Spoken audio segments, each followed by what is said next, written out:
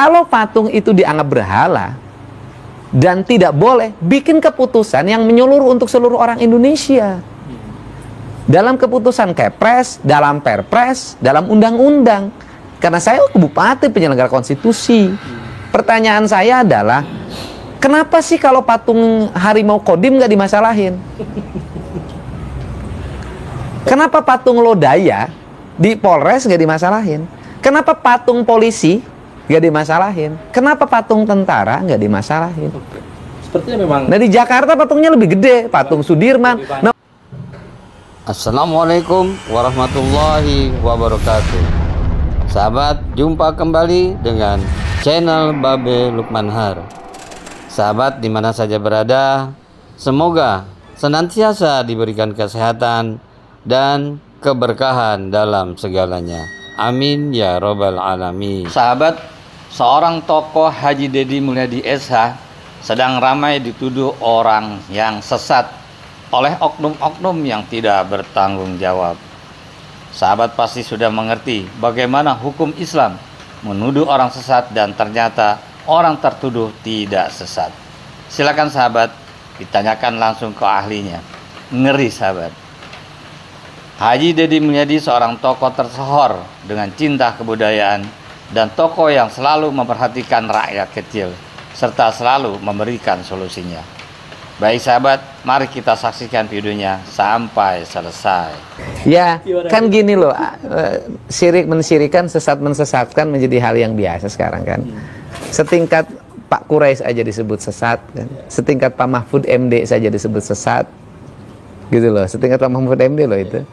Kemudian setingkat dulu Cak Nur, pemikir besar Hasanah Islam Indonesia, itu juga disebut kafir kan, gitu loh. Saya Gus Dur sama kan, sesat. Ya kebetulan saya ini adalah para pengagum mereka gitu loh.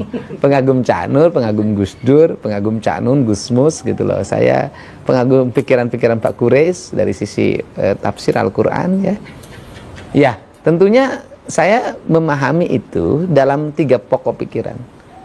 Keislaman, kemodernan, dan keindonesiaan. Nah bicara keindonesiaan, saya ke Sunda. Nah ketika ke Sundaan, pasti kan masuk dalam ruang lingkup kebudayaan pada masa lalu. Yang jadi pertanyaan saya adalah, kenapa setiap nilai-nilai kebudayaan masa lalu bangsa saya, orang Sunda atau orang Jawa, selalu dimusyrikan, selalu dibikin identitas bertentangan dengan agama. Letak bertentangannya di mana? Itu yang menjadi pertanyaan saya. Tetapi ajaran kebudayaan yang dibawa dari Timur Tengah itu kan juga banyak yang bukan dilahirkan pada zaman Nabi. Sebelum Nabi sudah ada. Nah misalnya Pak Said Agil pernah menyampaikan dalam ceramahnya, masjid itu pakai menara. Menara itu dari munara. Munara itu adalah tempat penyimpanan api. Yaitu orang-orang Majusi waktu itu menyembah api yang disimpan di menara. Kemudian menara itu menjadi khasanah masjid yang dipakai di kita semua. Kenapa sih itu boleh dipakai jadi masjid? Kenapa yang di kita nggak boleh? Nah ini yang menjadi pertanyaan kita gitu loh. Bagi saya nilai-nilai masa lalu itu penuh kearifan. Misalnya orang Sunda, silih asah, silih asih, silih asuh, apa sih tidak arifnya? Ada kereta kencana, kemudian dikasih dikasih ratus ya, dikasih bunga, apa bedanya dengan bendera yang dihormat? Kan sama, diarak setahun sekali, orang nonton foto-foto, apa bedanya dengan bendera yang dihormat? Kan sama aja. Apa benderanya sih dengan bendera ormas, bendera partai? Kan sama gitu loh. Itu kan simbolisasi saja. Ya kalau itu nggak boleh, bendera ormas juga jangan dibela-bela dong. Kan ketika nama ormasnya dilecehkan orang lain kan ngamuk. Kan ketika nama partainya dilecehkan orang lain kan orang ngamuk juga. Kan artinya bahwa samalah semuanya juga masih menghormati simbolisasi gitu loh. Cuman beda. Ya cuman beda. Nah itu problemnya apa? Misalnya kain pohon dikasih kain, terus problemnya apa? Katanya itu dianggap apa yang menghidupkan agama Hindu. Nah pertanyaan saya, ada nggak di India pohon dikasih kain? Nggak ada. Itu khas Bali aja. Bukan khas Hindu loh, khas Bali. Bali itu khasnya budaya Nusantara. Nah kemudian menjadi pertanyaan saya, terus masalahnya apa? Bagus mana pohon dikasih kain dengan pohon dikasih paku?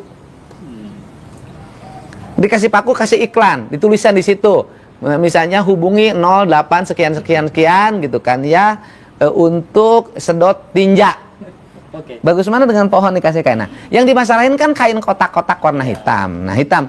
Kain kotak-kotak warna hitam itu kan bukan barang baru di kita. Semar itu dalam golek, wayang golek, itu pasti kainnya kotak-kotak hitam. Hanoman itu kan kotak-kotak, karena orang Indonesia itu mengenal dua warna hitam putih. Kan sama dengan di Mekah. Mekah juga kan hitam, kenapa nggak pink? Kan artinya warna hitam memiliki makna filosofi. Warna putih memiliki warna filosofi. Nah kemudian kotak-kotak. Nah kalau kotak-kotak juga nggak boleh, papan catur juga nggak boleh. Oke, Kang, apa pertimbangannya membungkus pohon Estetika, agar pohon itu nggak ditempelin paku. dirusak? Kenapa dikasih kotak? Karena eksentrik. Karena dikasih kain pink nggak pantas. Nah yang disebut menistakan itu apa? Orang menistakan agama itu, orang miskin lapar, nggak dikasih makan. Orang kayanya tertawa terbahak-bahak, itu menistakan agama. Anak-anak yatim dibiarkan terlantar. Orang-orang sakit dibiarkan tanpa pengobatan.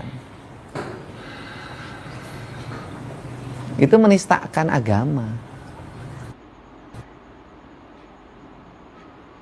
Itu kan orang pemahaman Sunda Wiwitan mereka pahami sebagai agama. Saya Sunda Wiwitan saya pahami sebagai ajaran Sunda Wiwitan. Wiwitan itu asal, awal. Ya Sunda Wiwitan Sunda yang mengajarkan tentang awal manusia penciptaannya, kecintaan terhadap lingkungan, kecintaan terhadap bersama, tidak boleh berbuat berlebihan, silih asa, silih asi, silih asu. Lebih ke Filosofis dan nilai-nilai ajaran. Terus apa salahnya? Bukan sebagai bagian dari agama yang terlembaga. Nah, pertanyaannya saya adalah dari sistem ajaran nilai yang diajarkan tentang ketuhanan, kemanusiaan, lingkungan, apa yang salah? Terus tunjukin di 1000 patung itu di mana? Katakan bilang seperti itu. Loh enggak, mereka salah pemahaman. Di Purwakarta itu patung itu bukan barang baru. Purwakarta itu punya industri keramik pleret. Ya kan? Membikin celengan dari tanah liat, celengan semar, terkenalah celengan paleret. Jadi itu asli Purwakarta.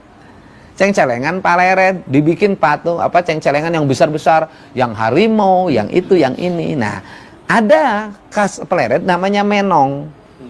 Nah, menong itu adalah identitas pleret dan menjadi khas Purwakarta hari ini. Saya menjadikan menong hari ini menjadi asalnya mukanya perempuan, menong itu. Ya kan, diganti oleh saya mukanya jadi wayang dua muka. Kalau ada Dorna, di baliknya ada Semar. Kalau ada Yudhistira, di baliknya ada Duryodhana. Kalau ada Sangkuni, di baliknya ada Bisma. Jadi manusia itu dua muka. Saya pasang di gerbang masuk ke arah Purwakarta lewat Jatiluhur. Itu khas yang bikinnya orang Pleret. Itu identitas kita. Terus pertanyaan saya, yang problem apa? Nah berhala ya konsisten. Kalau patung itu dianggap berhala dan tidak boleh, bikin keputusan yang menyeluruh untuk seluruh orang Indonesia. Dalam keputusan Kepres, dalam Perpres, dalam undang-undang. Karena saya bupati penyelenggara konstitusi.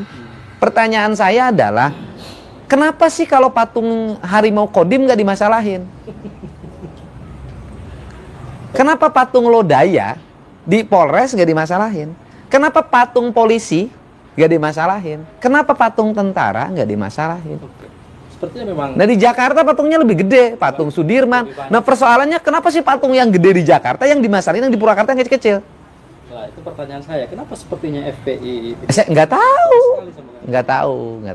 sampai Ya nggak tahu. Mungkin saking sayangnya sama. Sahabat, terima kasih telah menyimak video ini. Semoga bermanfaat dan semoga berkenan untuk memberikan komentarnya dengan sopan dan bijak. Mohon maaf. Hasbunallah wa ni'mal wakil. Wassalamualaikum warahmatullahi wabarakatuh.